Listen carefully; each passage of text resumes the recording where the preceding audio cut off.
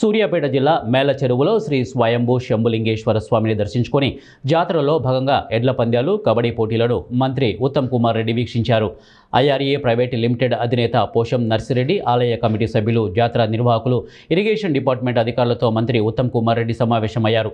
ఈ సందర్భంగా మంత్రి ఉత్తమ్ కుమార్ రెడ్డి అధికారులతో మాట్లాడుతూ రైతులకు ఎటువంటి ఇబ్బందులు లేకుండా సాగునీటికి సంబంధించినటువంటి కాలువ పనులు పూర్తి చేయాలని అన్నారు.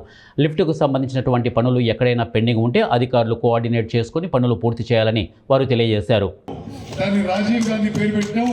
రాజీవ్ గాంధీ లిఫ్టిగేషన్ స్కీమ్ దొండపాడు నుంచి కోదాడు మండలంలో గణపారం వరకు 14,000 ఎకరాలకి ఆ యొక్క లిఫ్టిగేషన్ స్కీమ్ కూడా ఈరోజు రివ్యూ చేసుకోవడం జరిగింది.